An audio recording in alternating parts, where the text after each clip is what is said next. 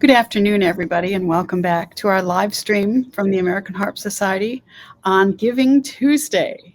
So I've just been ruminating on all the people that have volunteered to speak today and to play for you. And this morning we heard from a member of the Minnesota chapter. The Minnesota chapter celebrated their 50th anniversary as an ongoing chapter, uninterrupted in the American Harp Society in 2019. And now we're going to speak with Elisa Torres, who is from the Puerto Rico chapter, one of the newest chapters of the American Harp Society.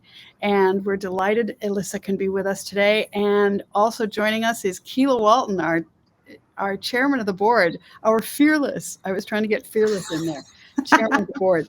So, Elisa, thank you. Thanks for being here. No, thank you. It's great to be here with you. Yeah, I love it. So what prompted you to jumpstart a harp community in Puerto Rico? Honestly, it was Julia Jamieson because she came here to visit for the conservatory. She did a master class, and she was talking to me about how we could do this. And for me, I thought that was so big, to start a chapter. And I told her, I don't think I can do it. It's going to be so hard.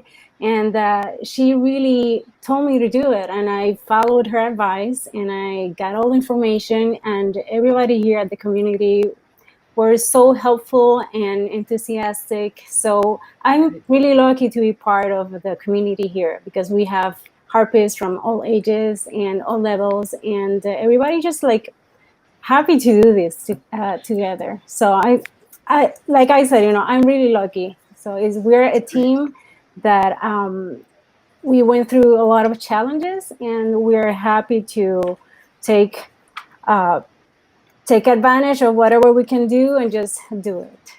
Yeah, I think it's fantastic. And for anybody listening, in case they don't know, although they probably do, Julia K. Jamieson is a harpist in Illinois, and she actually runs two programs right now for the Harp Society.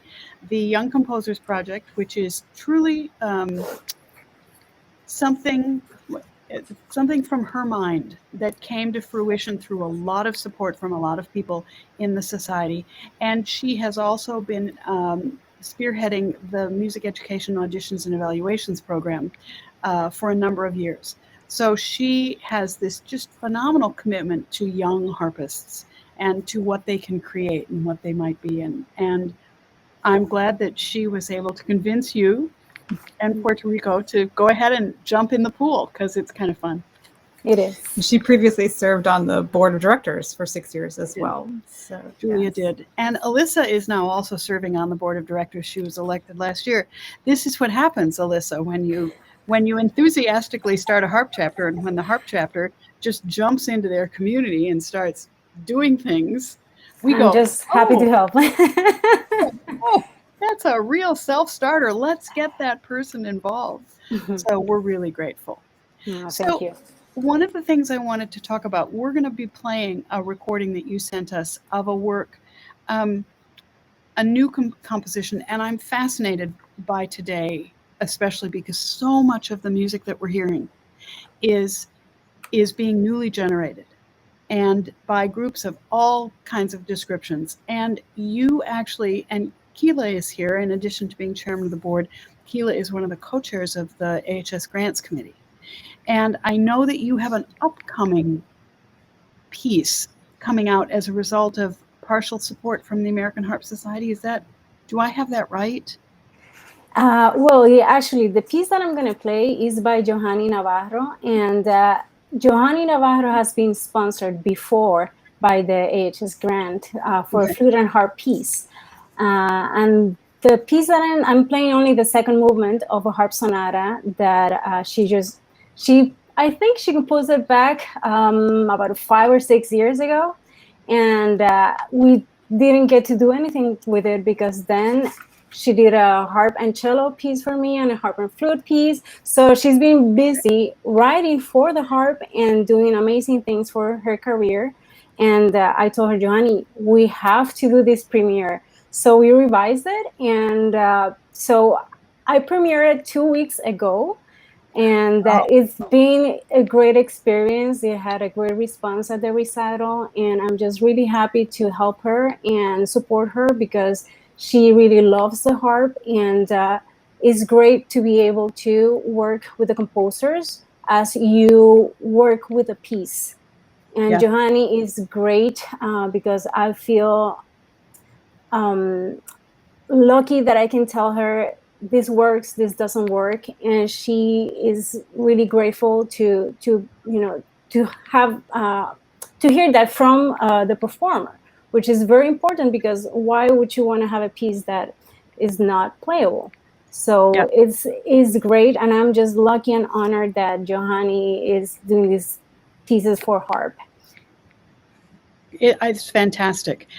One of the things I want to do always along the way is find ways to make sure that the music for these pieces can be made available to people. So do we know yet if the piece is published or when it will be published? Maybe you could let us know so we can share with the membership where they can find it. Definitely. For now, you can contact her at her website, which is johannynavarro.com. And I'm sure she doesn't have the details yet because it's very new, but she has another piece published already for solo harp. So I'm sure you'll get many more pieces from her for the harp too. Right. And also because of the grants program, we commissioned a harp ensemble piece that we didn't get to perform premiere because of COVID. Yeah. So we were lucky enough now that to get dates for June of 2022, and 2022. It's hard to say next year already. So we're going to be premiering that in June, and this piece is by Josue Vera, also a Puerto Rican composer from the Conservatory of Music. So we're happy that we can get support these young composers from Puerto Rico writing for the harp. We are too. I think that's fantastic. The next step is to make sure that the music can get out there and that everybody can know about it and everybody can have the opportunity to say, wow, this would work really great for my ensemble, or this is a solo piece I really want to learn. So help us out by letting us know all along the way what we can do to help promote these new scores and the new music. It would really be great. Great. Thanks. Something you had, Puerto Rico has a distinction also, brand new chapter, but you kind of launched yourselves by really being engaged with the community, by doing things with other members of your communities and performing and bringing the harp to places that maybe we might not always think about. So how did you do that with your chapter? How did you sort of jumpstart those initiatives? I think it's one of the main things from our chapter. We try to do that, and it was actually a team effort trying to see who would know how to get into an elderly home, a hospital, any connection that would benefit from harp music. So when we started, right before COVID, we were able to do a concert at the Women's shelter. We also did a concert at an elderly home, a Christmas concert. And last year we did a virtual concert in collaboration with American Cancer Society. So we are always trying to find ways to bring the harp because we think it's very important. And especially the harp in Puerto Rico is not well known. People know the harp, they see the harp, but they don't know that we have about 15 to 20 harpists ready, for everybody. The harp is not only a concert instrument, it's not a symphony instrument. You can do so many things with the harp, and that's what we want to get out there, which is part of the mission also of the Harp Society. So, and by that way, we also empower the community, and especially for the little ones, that they can, get inspired and motivated to do more with their harps. Yeah. I think, Keela, we've got the Chapter of the Year video up on the YouTube channel. Is that right for Puerto Rico? Yeah, everybody needs to go watch that video and get all the way to the end, because you'll see the very end of the video, you'll see exactly how this enthusiasm and commitment is coming to life. So it's pretty special. One of the things I love about the Puerto Rico chapter is how it very much seems like a place for any harpist, all ages, all skills. It seems like a very welcoming chapter, and also a very creative chapter. You guys were very creative with what you could do, even when you couldn't get together physically in person. I think you guys are the ones who had the book club. Yes. Chapter book club. I thought that was so creative. I loved it. So I hope other chapters will take a look at that video and come up with some other ideas, maybe steal some of your ideas or be inspired to come up with their own unique creative idea of for course what they can do to build community. Well, and what I love is that you mentioned right at the beginning that everybody in the chapter had something to contribute. Somebody knew a space or knew a person or had an idea. So this isn't coming from one person, it's coming from a real community of harpists, which is really great. It's really wonderful. No, thank you. This is, and you're right, this is exactly what the Harp Society is about, and it's exactly what we're trying to accomplish, especially through Giving Tuesday, is to engage the members in feeling that they have a real stake, which they do, in the future of the organization. You know, we're a member-based organization, and every member has something that they can contribute, which is true no matter where you are.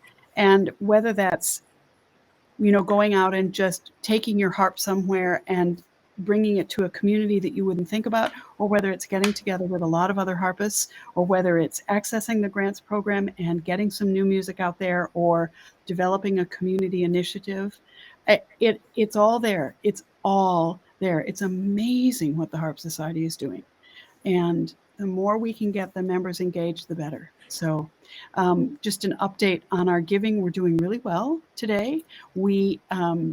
The board of directors is behind this, and the presidential advisory committee. All of your volunteer leadership has participated in giving to Giving Tuesday, and it's like, okay, we're ready to go.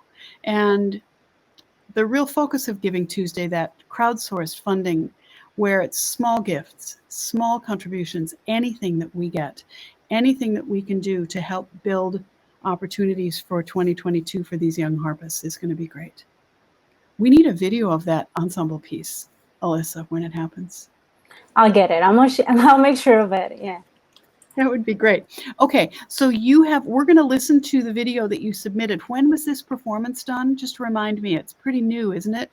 Yeah, I did it 2 weeks ago. I mean, not the video. The video I recorded yesterday, but the performance of the whole sonata was 2 weeks ago at a recital, and the composer was there, and she dedicated this movement to her nephew, who's just a month old. It's a cradle song. Aww. So yeah, so it was a beautiful experience, and I really love when she could be there and experience. And for me, it's very challenging. I put a lot of pressure on myself when the composer is there. I want to do a good job.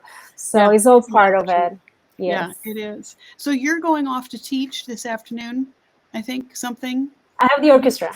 Yeah. Okay, you have. So we're gonna go ahead and let you do that.